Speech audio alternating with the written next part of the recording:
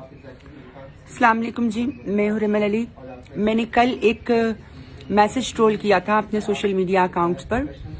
کہ میرے ساتھ کچھ لوگ اور میری کمیونٹی کے ساتھ بھی یہ سب کچھ ہو رہا ہے اور بہت عرصے سے ہو رہا ہے، لیکن شاید آپ کو احساس تب ہوتا ہے جب چیزیں آپ کے ساتھ ورس ہونا شروع ہو جاتی ہیں۔ تو جہازیب خان نام کا ایک بندہ ہے جو بہت عرصے سے مجھے ٹارچر کر رہا ہے اور مجھے سٹاک کر رہا ہے اور میری زندگی اس نے مشکل کر رکھی ہے۔ اس کی وجہ سے میں بہت ساری جگہیں چینج کر چکی ہوں، بہت ساری پلیسز بھاگ چکی ہوں جتنا بھاگنا تھا، پر that all was in vain. ابھی ریسنٹ سچویشن یہ ہے کہ انہوں نے دے شیوڈ مائی آئی بروز اباؤٹ کوئی ہفتہ پہلے انہوں نے یہ سارے میرے بال دیکھ سکتے ہیں آپ، یہ سارے میرے بال انہوں نے کاٹ دیے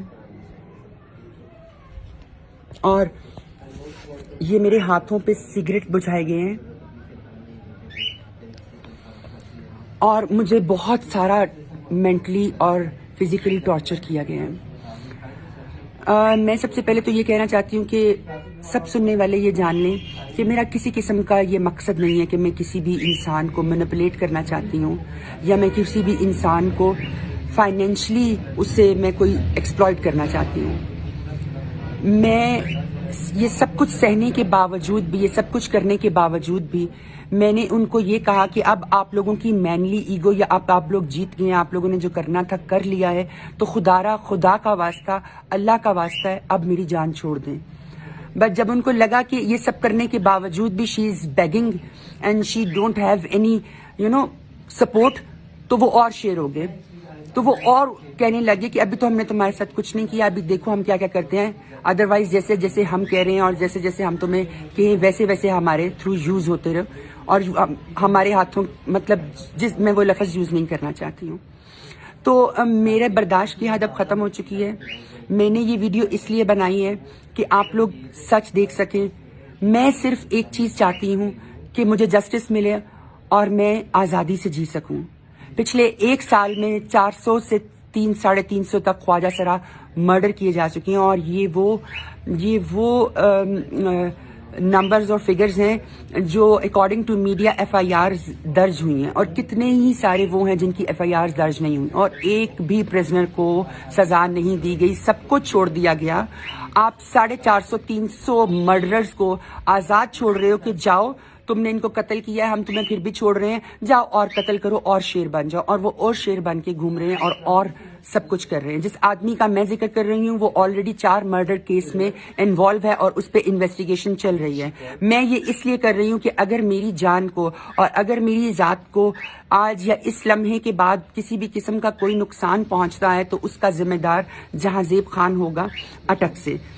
میں یہ چاہتی ہوں کہ مجھے سارا میڈیا، مجھے چیف جسٹس صاحب، مجھے پرائم منسٹر عمران خان صاحب، میرا سارا کا سارا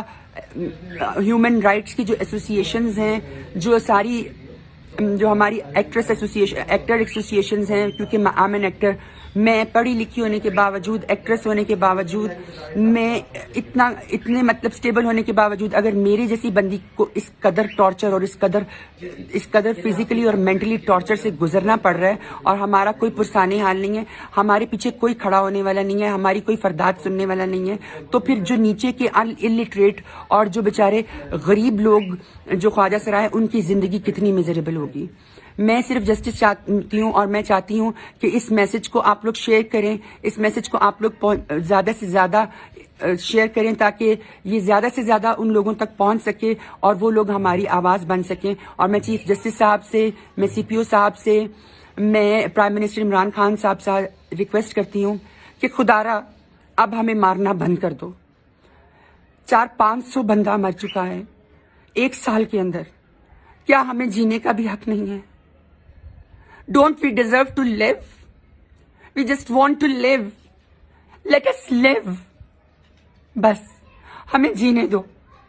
جب ہم لوگ کچھ نہیں ہوتے ہیں اور شٹ ہوتے ہیں تو ہمارے گھر والے ہمیں ڈسون کر کے سڑک پہ پھینک دیتے ہیں، اور جب ہم لوگ اپنی محنت سے اور اپنی لگن سے اپنا نام بناتے ہیں تو اس طرح کے پاورفل اور سنبرز اور اس طرح کے